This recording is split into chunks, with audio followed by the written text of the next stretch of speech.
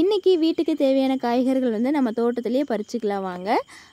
வீட்டு தேவைக்காக மட்டும் கொஞ்சமாக அம்மா கீரை விட்டு வச்சுருக்காங்க. இது வந்து நல்லா வளர்ந்துருச்சுங்க. இப்படி வளர்ந்துருச்சுன்னா தண்டு வந்து பாதியோடு விட்டு மேலே இருக்கிறது கொஞ்சமாக மட்டும் ஒடிச்சிட்டோம் அப்படின்னா திரும்பவும் அந்த தண்டுலேருந்து நிறைய கிளைகள்லாம் வருங்க. அதுலேருந்து நம்ம கீரை வந்து ஒடிச்சிக்கலாம். இந்த மாதிரி ஒரு 10 செடி இருந்தால் போதும், ஒரு நாளுக்கு யூஸ் பண்ணுற அளவுக்கு கீரை வந்து நம்மளுக்கு கிடச்சிருங்க. இது வந்து ஒரு எவ்வளோ டைம்னால் நம்ம ஹார்வெஸ்ட் பண்ணலாம் விதை வர வரைக்கும். பாருங்கள், இந்த மாதிரி நல்லா தளைஞ்சு வரும் அதில் தண்டிலிருந்து. நாம் கீரை பறிக்கிறத பார்த்து நம்ம குட்டீஸும் எல்லா கீரையும் வேரோடையே பறிச்சுட்டாங்க. அடுத்து பார்த்திங்கன்னா வாழைப்பூ வந்து நிறைய இருந்துச்சுங்க. சரி, நமக்கு தேவையான அளவு 2 மட்டும் போதும் அப்படின்னு சொல்லிட்டு அதை பறிச்சாச்சுங்க. வெண்டைக்காய் செடி இப்போ தான் பூட ஆரம்பிச்சிருக்கு. அது வந்து எப்படியும் ஒரு 1 வீக்கில் வந்து நம்மளுக்கு காய் கொடுக்க ஆரம்பிச்சிடும்.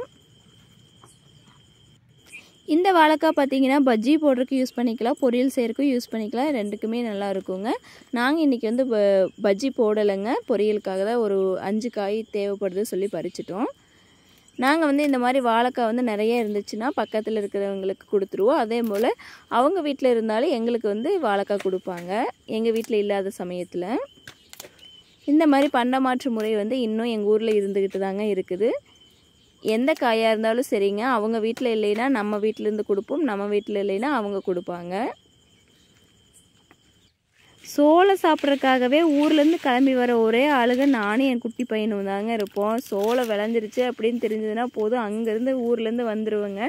வந்து 1 மாதம் ஆனாலும் நாங்கள் டெய்லி வேக வச்சு சாப்பிட்டே தாங்க இருப்போம். கரெக்டாக எங்களுக்கு 1 மாதம் வரை வரும். இந்த டைம் பார்த்திங்கன்னா சீக்கிரமாக வெட்டிட்டாங்க. இது பாருங்கள், கிளியெல்லாம் கொத்திருக்கு. அடுத்து பார்த்திங்கன்னா கொழுமிச்சங்காய். இது பார்த்திங்கன்னா நிறைய காய் விடுங்க. இந்த டைம் என்னமோ வெயிலுக்கு என்னமோ காயே விடலை, கம்மியாக தான் இருந்துச்சு. அதுவும் போல் நல்லா சீக்கிரமாக முத்தவும் இல்லை, ரொம்ப குட்டி சைஸில் தான் இருந்துச்சு. பாவக்காய் இனிமேல் தாங்க பெருசாக வளர போகிறாங்க. தென்னை மரத்தில் ஏறிட்டுருக்காங்க. அப்படியே ரொம்ப நாளுக்கு முன்னாடி சொரக்காய் செடி இந்த இடத்துல இருந்துச்சுங்க. இப்போ பார்த்திங்கன்னா அதே இடத்துல மறுபடியும் முளைச்சிருக்கு. நாங்கள் விதை போடவே இல்லை, அதுவாகவே விதை விழுந்து முளைச்சிருக்கு. எலுமிச்சங்காய் மரத்தில் பார்த்திங்கன்னா அப்படியே கட்டியாக எலுமிச்சங்காய் இருக்குங்க, பெருசு பெருசாக, பார்க்கவே சூப்பராக இருந்துச்சு. ஆனால் இதை போய் நாங்கள் கடையில் சேல்ஸ் பண்ணோன்னா ₹1 2 ரூபாய்க்கு மேலே வாங்க மாட்டாங்க. அதனால் வீட்டில் யாராவது ரிலேஷன் வந்தாவோ இல்லை பக்கத்தில் தெரிஞ்சவங்க அந்த மாதிரி கேட்டாங்க, நாங்கள் கொடுத்துருவோம். நம்ம வீட்டு தேவைக்காக யூஸ் பண்ணிப்போங்க. ஆனால் சேல்ஸுங்கிற பர்பஸ்க்கு நாங்கள் யூஸ் பண்ணுறதே கிடையாது. நிறைய பேர் வந்து வாங்கிட்டு போய் ஊறுகாயெல்லாம் போட்டு சாப்பிடுவாங்க. பீர்க்கங்காய் செடி இப்போ தாங்க பூ விட ஆரம்பிச்சிருக்கு.